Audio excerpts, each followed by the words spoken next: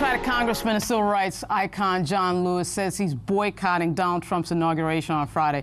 Lewis announced his plans in an interview on Friday in which he said he didn't think he was going to come to the inauguration. He didn't think the president was legitimate.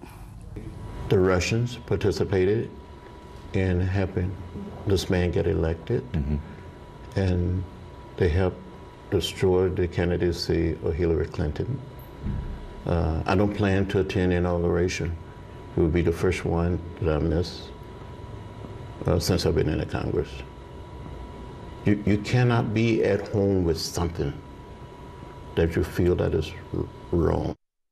Trump's reaction was fast and furious with a series of tweets saying, quote, Congressman John Lewis should spend more time fixing his district, which is in horrible shape and falling apart. Trump went on to say that Lewis's district was crime-infested and falsely complained about the election results. All talk, talk, talk, no action or results, sad. Congressman John Lewis should likely focus on his burning and crime-infested inner cities of the U.S.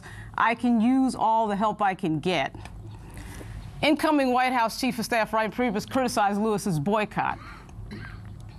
Do this to President-elect Trump 5 days before he puts his hand on the Bible? It's just wrong. But outgoing Obama Chief of Staff Dennis McDonough said Trump shouldn't be so dismissive of Congressman Lewis. 23 members of Congress, all Democrats, are following Lewis's lead and will not be attending the inauguration as well. More may join their ranks on Friday. We'll keep you posted.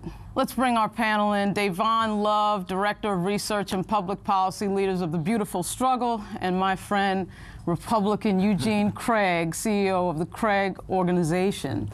So, guys, obviously it's been a tense week involving John Lewis and the fact that we have 20 or so Democrats saying they're not going to come to the inauguration, which actually doesn't really surprise me, because in talking to everybody before this whole thing happened to John Lewis, there was talk of them not going anyway, because House doesn't have any votes this week, so it's sort of hard for members to fly back. The House members, the Senate is actually in, but it's hard for members to fly back into Washington after, you know, being off for the week. What do you think? Well, you know, this is a celebration of our democracy, of our republic.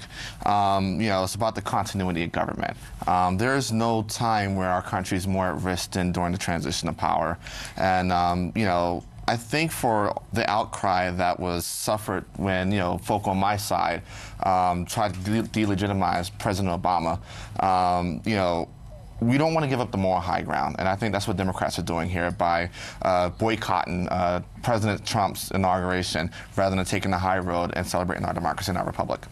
What do you think? Yeah, well, I mean, a part of the issue is that if we look at it outside the context of partisan politics, I think we see that, you know, the election of Donald Trump represents a strong white nationalist backlash against many of the things that have been occurring during the Obama administration. You look at Black Lives Matter, you look at a lot of the protests around police brutality.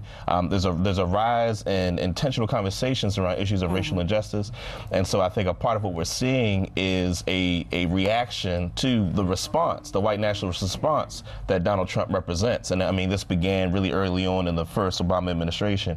And this isn't to say to absolve you know, Democrats of their complicity in a lot of instances in the way in which our society has proliferated racism and white supremacy in our society. But I think it's important to note and to be clear what Donald Trump represents. He represents the kind of radical Republican revolution that's really similar to the kind of revolution we saw during the end of the 60s in response to the liberation movements of that time. Yeah, I mean, I think that, what do you think about the fact that Lewis it may have started a little bit of a trend, because the day after he said this, you know, you had questioning the legitimacy of Trump's presidency. You had Dianne Feinstein coming out, who of course is the chair of the Senate Judiciary Committee, and basically saying the same thing, which was really the first time on the record that a public official had said that, other than Lewis. Well, I think, you know, I trust our intelligence agencies, and you know, the chiefs of all of our major intelligence agencies have come and said that while Russia may have had some level of influence in our election, that there was no direct hacking of the results of our election.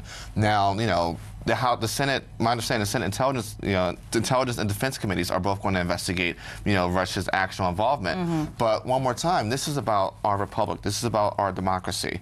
You know, we may not always like the results. We may not always, you know, be on the winning side. But at the end of the day, we are America. We are the gold standard in the world. And, you know, I respect John Lewis immensely. I think he's a civil rights icon that, is a national treasure to our country. Okay. But I would like to see him, attend the inauguration. But I do think, to the same point, that, our president-elect should, at least extend a hand out to him. Okay. Here we have Roland out there in Tuskegee. Roland, can you hear us? Roland, can you hear us? I don't know. Yes. Hey, how's it going? We're talking about John Lewis. I can't hear her. He can't hear me. That's okay. We'll get back to him in a second. There's, the thing about the Lewis thing, too, is that, a lot of people made the argument. I could sort of see the argument on Twitter that he had attacked Trump first. And so whatever Trump said after that was sort of fair game. But, I think it's safe to say, obviously, when you're referring to inner cities in the way that Trump has, which he did during the entire campaign, obviously, it's not a good table setter, to say the least, for what we think he's going to have with regard to urban policy. I mean, do you think what he says is sort of just throwaway lines? Everybody seems to just excuse what Donald Trump says, but I actually think it does mean something when you refer to people in the inner city like that. I agree with you. I actually spent the last 18 months of my life calling out some of those things that he said, even here on the show. But, we're past the campaigning stage. I think, Donald Trump, it was his clapback. It was his, direct canned response, when talking about urban environments. Right. And, he, I guess, generalized John Lewis's district, being that he's a member of the CBC, right. Must have an overwhelming urban district. But, I think, we are literally 4 days out from the transition of power. If we're going to seriously look at, moving forward as a country, I think both sides need to come together, bury the hatchet, and let's, see how, where we can agree, what areas we can agree to make America great again. Yeah. Kickstart your day at 7 and get the news you need from the perspective you want. NewsOne Now with Roland Martin, every weekday morning at 7 on TV1.